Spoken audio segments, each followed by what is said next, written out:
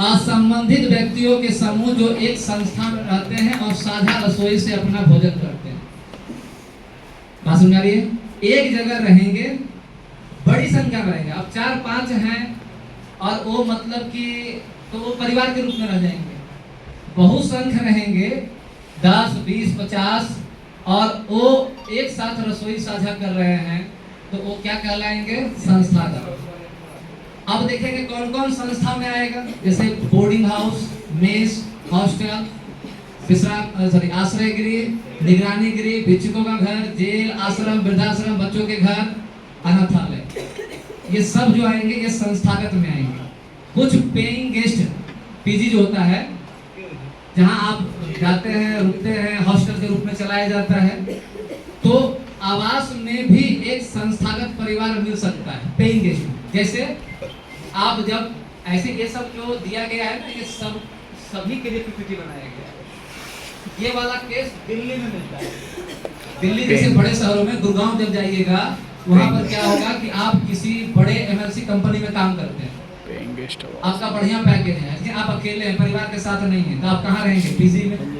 सुनते होंगे कि बहुत सारे लोग जो तैयारी करने जाते हैं कहाँ रहते हैं? पीजी में। अब पीजी में रहने पर क्या है, वहाँ सब लोग जो रहते हैं ना, तो जो पीजी चलाते हैं वो क्या करते हैं? प्रयास करते हैं कि मैं एक रसोई घर भी बड़ा बना दूं कि वहाँ के लोग वहीं खाना खाएं।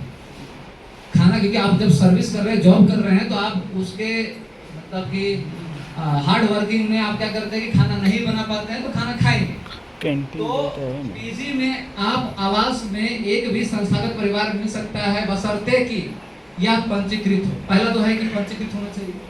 अब मैं कह रहा हूँ कि अगर नहीं है तो क्या उसे काउंट करेंगे कि नहीं? अगर रजिस्टर्ड नहीं है पीजी, मतलब रजिस्ट्रेशन नहीं हो रखा है, तो क्या उसे काउंट करेंगे कि नहीं करेंगे? करना है, क्योंकि हम जान रहे हैं कि इतने सारे लोग सब एक ही जगह से रसोई का सेवन कर रहे हैं और एक ही साथ रह रहे हैं, तब क्या करेंगे? काउंट करेंगे। लेकिन यहाँ पर आप ध्यान दीजिएगा, ये सिर्फ पीजी के केस में है, ध्यान रखना। ऐसे तो आपको मिलेगा नहीं ना, लेकिन पीजी के केस में, सब केस में नहीं है। पीजी के केस में जो मैंने कहा कि अगर पंजीकृत नहीं है तो आप उसको अलग अलग परिवार मानेंगे। बाकी जगह करेंगे, जैसे हॉस्टल आप गए, स्कूल चल रहा है, प्राइवेट स्कूल चल रहा है, तो स्कूल भी तो रजिस्टर्ड होता है ना, लेकिन नहीं मिला तो क्या करेंगे? उसको छोड़ देंगे, नहीं काउंट करेंगे? करेंगे। जो स्कूल चल रहा है, स्कूल के ऊपर हॉस्टल चल रहा है, आवासीय जिसको कह रहे हैं, तो स्कूल अगर रजिस्टर्ड नहीं है या आपका जो हॉस्टल है रजिस्टर्ड नहीं है, तो क्या वो संस्थागत परिवार नहीं होगा? होगा। ये सिर्फ पीजी के केस में है, क्योंकि यहाँ पर पैसा लगता है। यहाँ पर जो पैसा लग रहा है कि आप इसको पे कर रहे हैं, तो ये शहरी निकाय के लिए है, इसलिए कह रहा है कि पंजीकृत होना चाहिए। अगर पंजीकृत नहीं हुआ तो आपको समान परिवार की श्रेणी में काउंट किया जाएगा। अलग अलग आदमी को अलग अलग जनगणना मकान हम दे देंगे।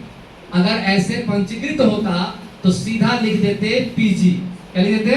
पीजी, और उसके बाद आगे बढ़ जाते टिप करके, सीधा 34 नंबर में मांगता मोबाइल नंबर। क्या बात समझ में आ रही है? आपको अपने क्षेत्र में रजिस्ट्रेशन नहीं खोजना है किसी का। स्कूल गए, बोलिए रजिस्टर्ड है क्या? नहीं। ये शहरी निकाय के लिए, खास करके बड़े बड़े शहरों के लिए, कि पीजी में ऐसा केस होगा तो आप उसको अलग अलग मान लीजिएगा। आया तो मैं बता दिया आपको। आगे बढ़िए।